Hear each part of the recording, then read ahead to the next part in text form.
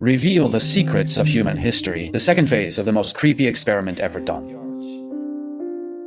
This is a dark test of human nature. 1974, Serbian artist Marina conducted a 6-hour performance art. He will stand motionless indoors, spend 6 hours with a group of people, and tell these people they can spend 6 hours, do whatever they want to him. There are roses in the room. Oh, honey, scissors, 72 items such as nails and even bullets and guns. The audience will be allowed to use it in any way.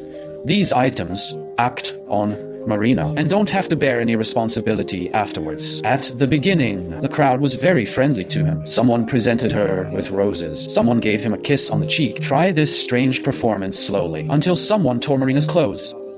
Another man painted on his bare skin.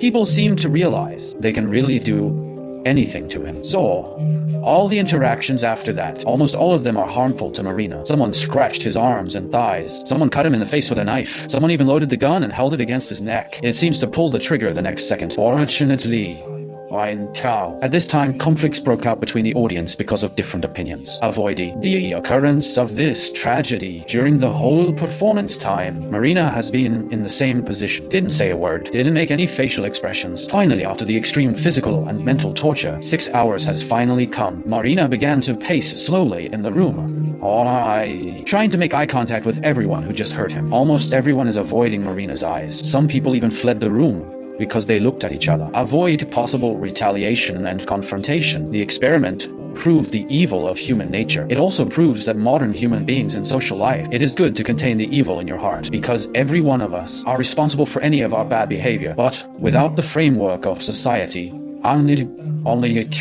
things are getting worse much faster than we thought. Is fear an innate instinct? Why treat the same thing? Some people get scared, but some people don't. In order to get the answer to this question, the middle of the 20th century, American psychologist John Watson carried out an immoral experiment. He chose a 9-month-old baby named Albert and began to test his basic emotions. Albert first came into contact with cotton, mouse, mask, 56 different items, such as burning newspapers. There is no sign of anything in it. Fear a second time. Albert was allowed to play with a mouse, but every time he touches a mouse, Watson would knock on the steel bar, let out a loud moan. Albert immediately began to cry because of the noise and show fear. After several times of this behavior, Albert gets scared at the sight of a mouse and crawled away crying, want to stay away from rats. And then Watson got it again. The size of a mouse, and furry things like that, such as cotton balls, rabbit. The puppy came to observe Albert's reaction. The results show that he didn't put the fear extended to other similar objects. Therefore, Watson came to the conclusion, human fear of loud sounds. It's an innate, unconditional response. Today, the experiment has been widely questioned and criticized. Watson's conclusion is not reliable because there is no control group in the whole experiment. In addition,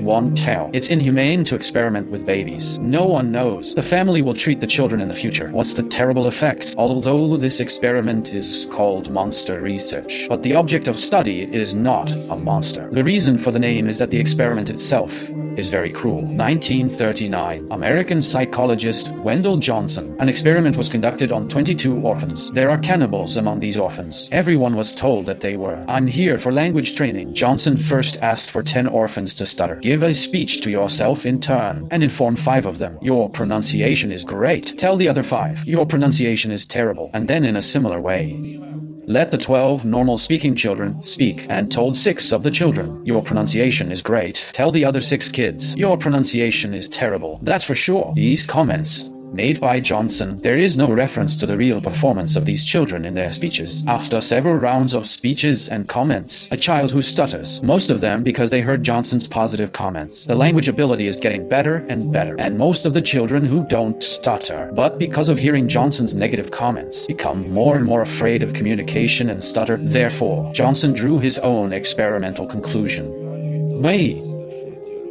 The degree of stuttering of the child, to a large extent, it depends on the evaluation that comes out of the parent's mouth, but obviously the lab is very inhumane. August 17th, 2017, when Johnson started the experiment, the state of Iowa, to these 7 orphans, made a total of $920,000 in compensation. But even with this compensation, nor can it make up for these permanently injured orphans.